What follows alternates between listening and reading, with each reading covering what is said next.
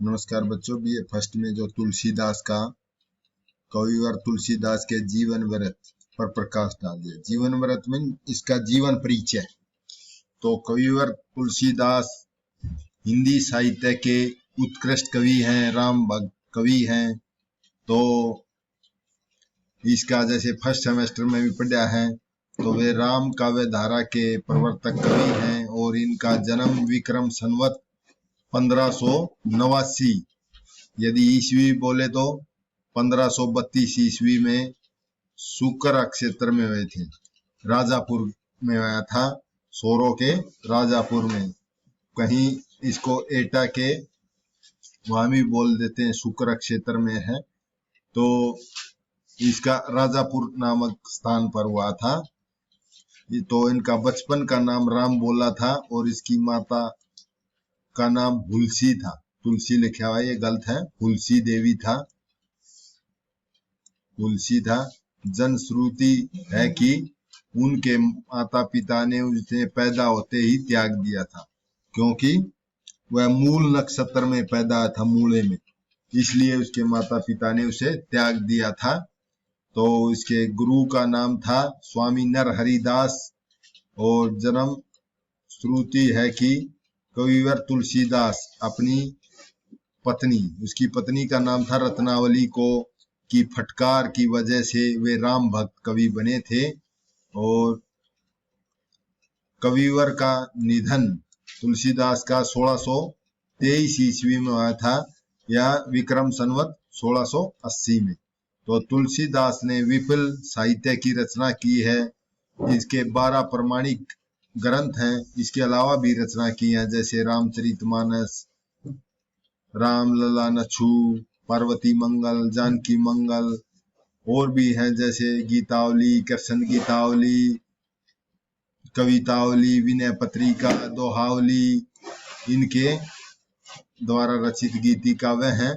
और जैसे इनका है वैराग्य संदीपनी, भैरवे रामायण, रामाज्ञा प्रसन्न, दोहावली, कवितावली, हनुमान बाहुक तुलसीदास द्वारा रचित मुक्तक काव्य हैं। और रामचरितमानस कविवर तुलसीदास का ही नहीं बल्कि हिंदी साहित्य का श्रेष्ठ रचना मानी जाती है, जो अवधी भाषा में लिखा गया है। तो इसमें संपूर्ण भारतीय संस्कृति के दर्शन होते हैं। इन्होंने 10 भाव की भक्ति करी है। और रामचरितमानस 7 कांडों में बटा हुआ है।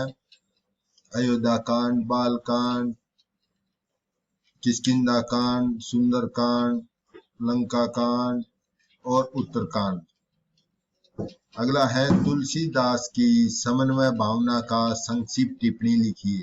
ये 5 नंबर का आ सकता है। तो तुलसीदास समन्वय का शाब्दिक अर्थ है जोड़ना अथवा मिलाना।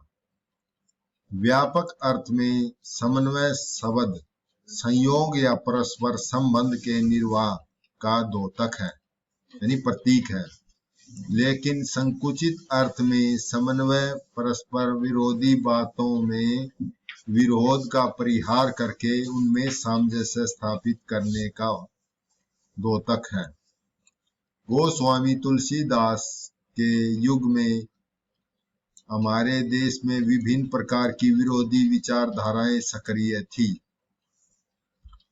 उस समय देश में अनेक जातियां, धर्म, मत, मतांतर और समुदायों प्रचलित थे।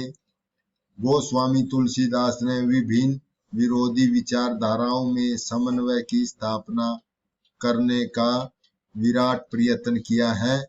और उन्होंने निर्गुण सगुण का, शैव शाक्तों का, शैव का अर्थ है शिव शंकर के भक्त, और शाक्त माने माता के भक्तों में, और शैवों और वैष्णव होता है विष्णु भगवान के भक्तों का भक्ति और ज्ञान का विभिन्न भाषाओं का समन्वय स्थापित किया है। निर्गुण सगुण ब्रह्मा के अनुयायियों में जो मतभेद होया करते हैं, उनके मतभेदों को दूर करके अनुयायियों को समन्वय स्थापित करते हुए उन्होंने अवतारी पुरुष राम को निर्गुण और सगुण स्वरूप सिद्ध किया है।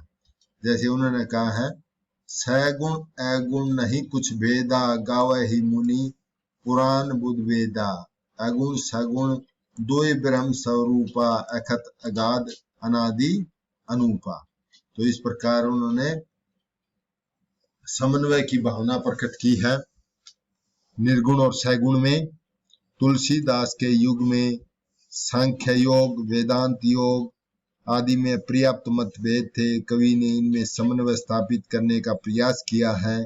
इसी प्रकार वे शैव, शाक्त, वैष्णव एक दूसरे से घृणा करते थे, विरोधी विचारधारा व्यक्त करते रहते थे। तो कवि ने रामचरितमानस में वैष्णव के आराध्य राम को शिव की उपासना करते हुए दिखाया है। राम के मुख से कहलवाया भी है, शिव द्रोही ममदास कहावा, सो नर मोही सपने ही नहीं पावा।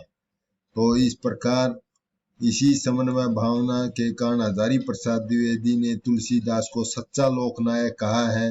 वे लिखते हैं कि उनका सारा काव्य समन्वय की विराट चेष्टा है। लोक शास्त्र का समन्वय, गृहस्थ वैराग्य का समन्वय, भक्ति और ज्ञान का समन्वय, भाषा और संस्कृति का समन्वय, निर्गुण सैगुण का समन्वय, पंडित और अपंडित का समन्वय। रामचरितमानस शुरू से आखिर तक समन्वय का ही काव्य है। तो इस प्रकार समन्वय का काव्य है। अब एक प्रश्न और बनता है, तुलसीदास के रामचरितमानस पर टिप्पणी लिखिए। तो रामचरितमानस राम काव्य धारा के श्रेष्ठ कवि गोस्वामी तुलसीदास का सर्वश्रेष्ठ महाकाव्य है। इस काव्य की रचना का मुख्य आधार वाल्मीकि रचित रामायण है। कुल 7 कांडों में विभक्त है, 2 चौपाई में लिखा है। तुलसीदास ने इसकी रचना संवत 1631 में की थी, यानी कि 1574 ईस्वी में। 2 चौपाई शैली में रचित महाकाव्य की भाषा साहित्यिक अवधि है। वाल्मीकि रामायण के अतिरिक्त अध्यात्म रामायण, गीता, उपनिषद, पुराण आदि का भी आश्रय लेते हुए कवि ने रामचरितमानस में कथा का विस्तार किया है और अपने दार्शनिक विचार, भक्ति भावना को भी इसमें व्यक्त किया है। तुलसी के राम वाल्मीकि के नर रूप राम न होकर नारायण रूप हैं, विष्णु के अवतार हैं। तो रामचरितमानस में भले ही पौराणिक शैली का आभास होता हो, लेकिन सच्चाई है कि एक प्रसिद्ध महाकाव्य है और इसके महाकाव्यताओं के लक्षण अन्य महाकाव्य से भिन्न है। और इसका नायक राम धीरोदात्त और कुलीन है।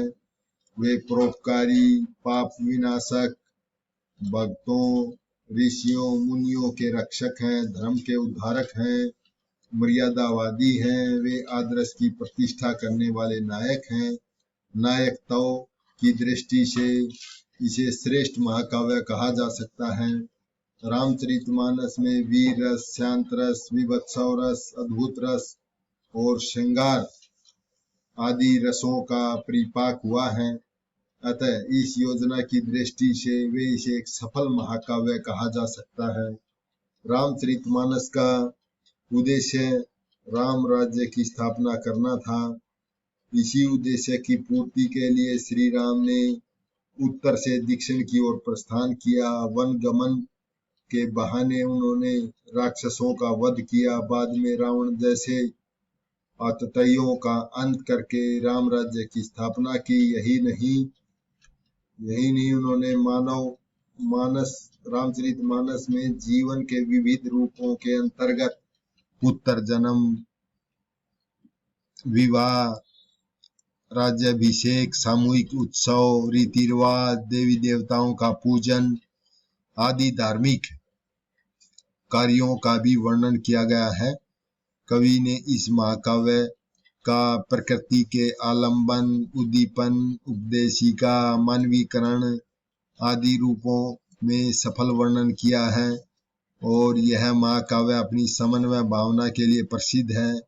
राम भक्ति ही इसका प्रतिपाद्य है, इसका उद्देश्य है। और मानस की भाषा शुद्ध परिष्कृत साहित्यिक अवधि भाषा है। इसमें तत्सम के शब्दों का अधिक प्रयोग हुआ है। इसमें कवि ने दोहा, चौपाई, कुंडलियां, शोठा, सवैया, घनाक्षरी आदि छंदों का भी प्रयोग किया है। और इसके साथ साथ कवि ने बड़े ही स्वाभाविक रूप से अलंकारों का प्रयोग किया है। कुल मिलाकर रामचरितमानस हिंदी साहित्य की एक अमर कृति है,